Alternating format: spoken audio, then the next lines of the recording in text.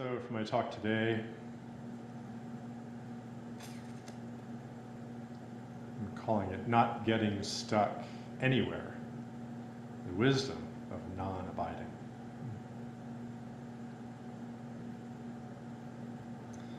I've been appreciating this third poison of ignorance or delusion, so I'm going to continue somewhat in this vein. We have antidotes, to our poisons, the three poisons. The antidote to the poison of craving, you could say, is generosity. Instead of craving and clutching, we're going to give.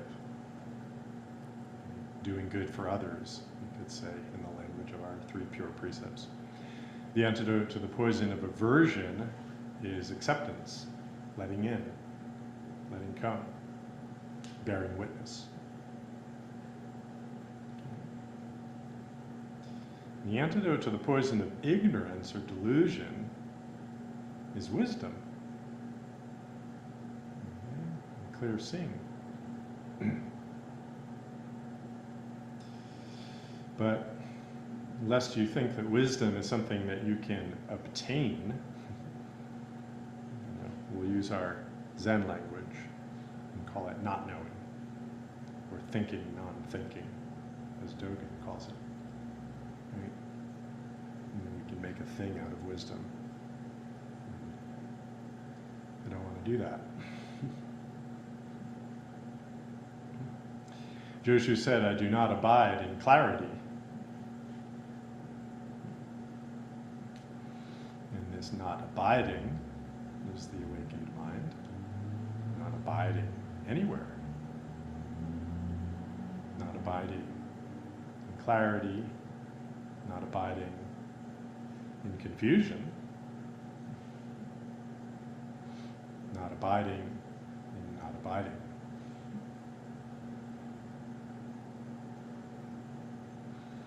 So this non-abiding manifests as a felt experience, a lived experience of the identity of the relative and the absolute.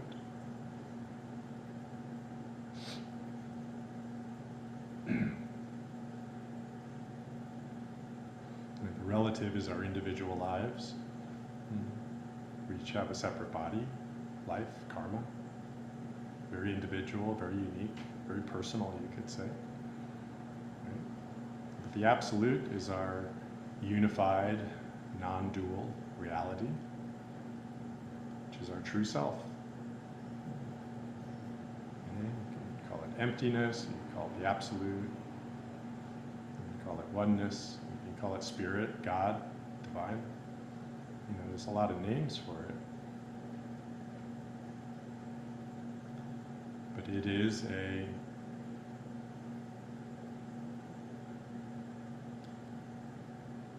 quality of reality, you could say. Quality is not the right word. It's a dimension of reality.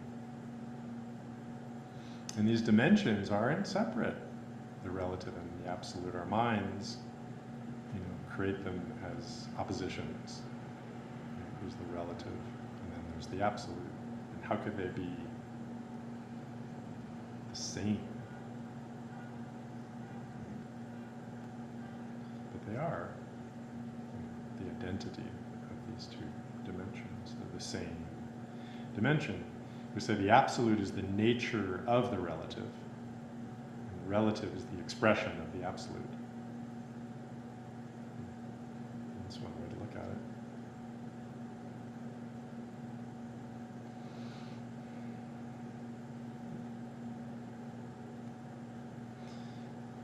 Delusion, we could say is kind of a missing this, missing this point.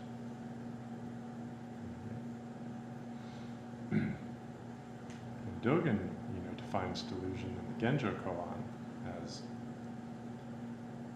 having this identification of being the subject of your experience. Right? That myriad things go forth and have experiences is delusion. Defines delusion as that.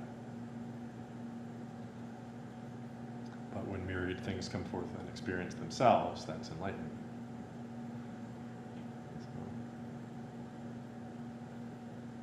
this fundamental separation between the self and world, self and experience as a subject.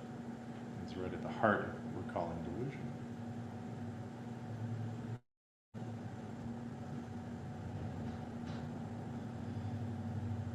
So it's very common to really push for a experience of the absolute.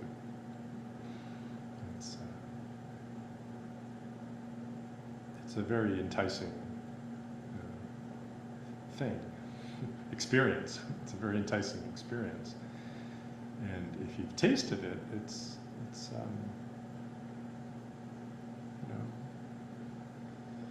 it's deep and profound. Many of us have. If you haven't tasted it, and it's very enticing, to want that. That is the promise here, is to have that experience. Right? We tend to be very conditioned into our relative experiences. So I don't know about you, but that's what got me hooked on Zen. I wanted this big enlightenment experience that I understood to be this non-dual experience, mind-blowing something. I read all these accounts of Mu, people passing Mu, or people having these big awakening experiences, and I said, well, that's what I want. That's it. That's the goal. That's just the first step, actually. It's just the first step, is having an experience like that.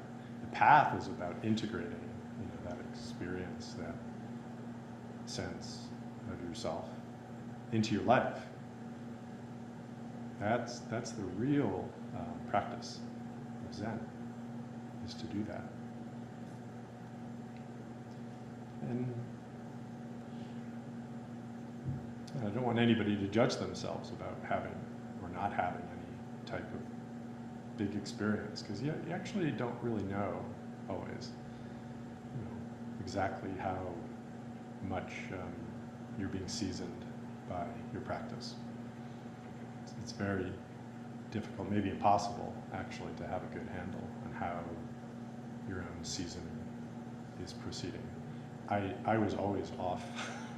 I know that because my teacher constantly gave me reflections about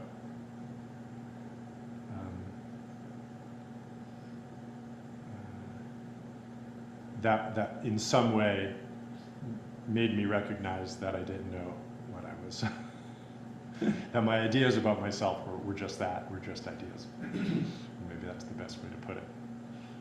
I might have had some keen observations and accurate observations about my practice and how I had developed, but I would say he had a bigger and better understanding of my overall kind of place on the path, how I was doing, just because he, traveled the terrain, and he could see where I was holding on to something, usually when I couldn't see that. So, you might have heard this metaphor. It's kind of like you can be out in a rain shower and a thunder clap happens, and cloud burst, and you're soaked in an instant, or you can walk through the mist, the fine mist, and be equally soaked in an hour. Okay. So in the context of our life, these time frames don't matter.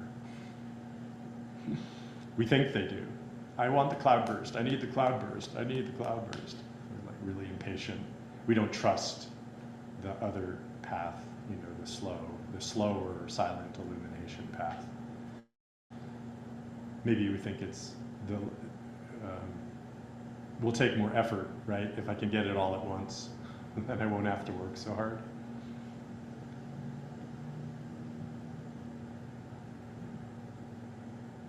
So there's like a shortcut tendency in that, or there's just the drama, like it'll solve everything all at once. There's no shortcuts. Can't tell you how many times Shishin Roshi said that. There are no shortcuts. I finally believed him. It took me a while. I'll find one. Oh no, I'll find one. Yeah, I'll do like really intense retreats. I'll power through. I won't have to deal with this stuff over here. Because I'm going to blow through and have big awakenings and more. No, I did. I finally believed him. It's true. It's true. There's no shortcut. Anything you bypass, remains with you. Actually, you're carrying it along with you. So, hey, guess what? The scenic route's nicer. The shortcut is what, through like a tunnel through the mountain or something, The scenic route's the good route. That's the best route. Yeah, it's muddier. Yeah, it's messier. Yeah, it's more challenging. Yeah, but the shortcut doesn't work anyway, so enjoy the scenery. Right. Yeah, enjoy the scenery. Really enjoy the scenery. Yeah, really appreciate it. Appreciate your life. It's my Zumi Roshi's mantra. Appreciate your life.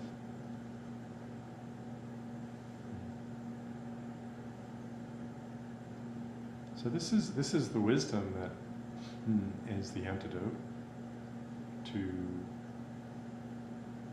the toxin of delusion. Is an embodied, realization of this identity of our relative and absolute natures. Embodied experience. It's a subtle experience, actually. This kind of gets at the cloudburst breakthrough idea that we have. Is this integrated sense, and integrated isn't even the right word, it's the identity, like to really experience yourself as a separate person and as not a separate person at the same time. It's subtle. It's subtle. Though like being in the absolute actually can be not so subtle. Okay. All right, yeah, it's all here. It's all here. But that almost haziness, you could say, of the self being true and here and present, having an experience, immersed in and included in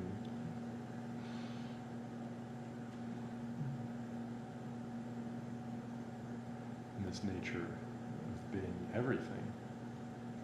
No inside, no outside.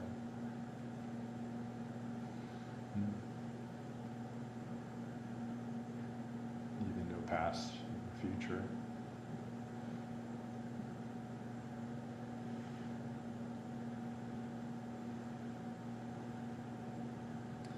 So it's subtle. So our practice does require us to continually appreciate the subtleties of these layers of realization in our lives.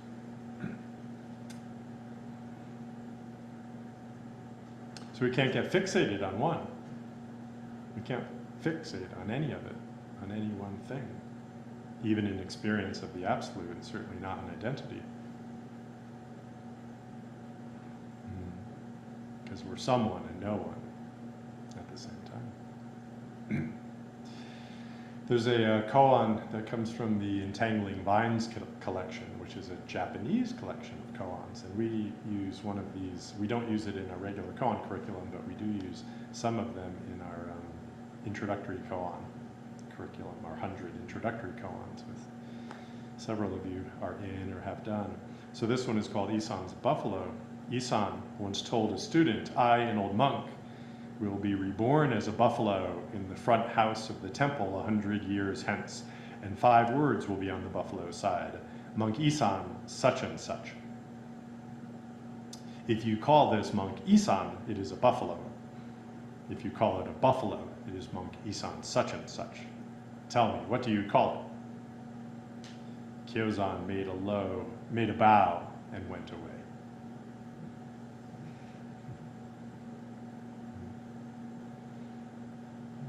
call it a buffalo, it's monkey-san. If you call it monkey-san, it's a buffalo. Okay. Don't get fixed. And Kyo-san had a beautiful response to this. Yeah.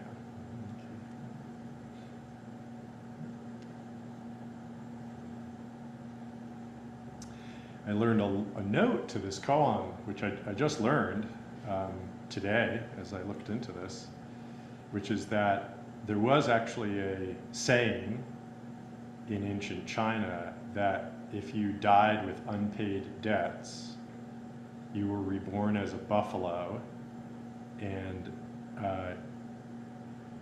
at the creditor's household, so the person that you owed money to, you would appear as a buffalo at their house, and then the characters of your name would appear on the animal, on the buffalo, and then that person's descendants would then buy the animal, paying off the debt.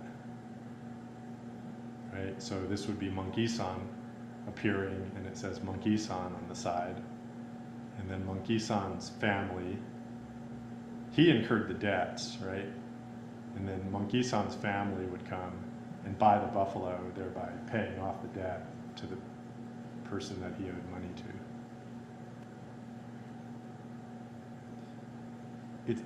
It's kind of a side note to my theme about today, but I just found it fascinating, actually.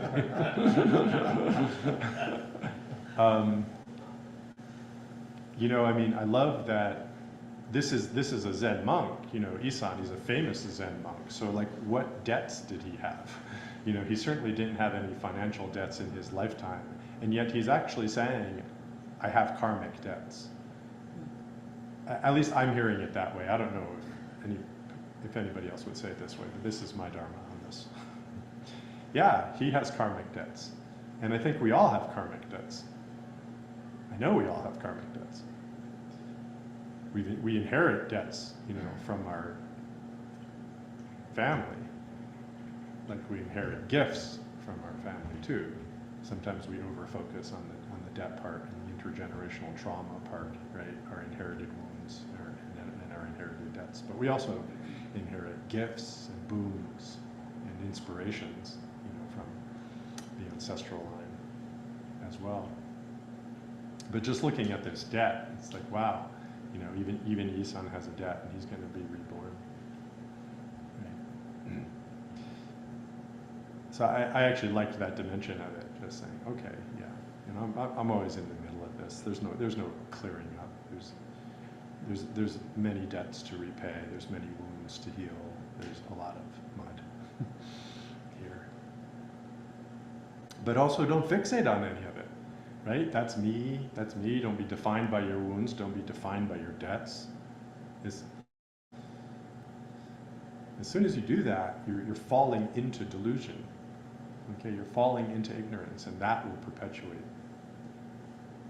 the suffering of this poison.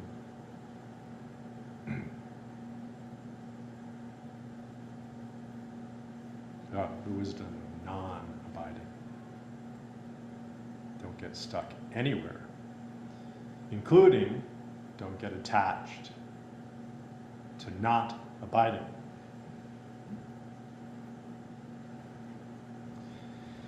So I want to end with a short paragraph from Hongzhi, Cultivating the Empty Wind, Empty Field. I shared a piece from Cultivating the Empty Field back in January, I think it was, and everybody loved it. And, so here's another one. And this passage is titled "A Breezing Through the World." Okay, and it says something about abiding and not abiding. Vast space is all embracing, the same as ultimate emptiness. Developed skill is equally effective for all the 10,000 forms. If not a single dust is distinguished outside, then you can adapt to changing circumstances. If not one speck is left over inside, then immediately you can abide in meditation. Since the inside is empty and can respond, absorbing or not absorbing, is equal. Since the outside is interconnected and constantly vacant, abiding or not abiding is all the same. Patch-robed monks enter samadhi just like their home wind that breezes through the entire world.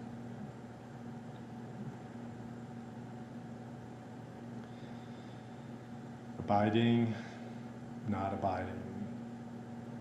No one to abide. No one to not abide. Enter samadhi as your home wind breezing through the entire world.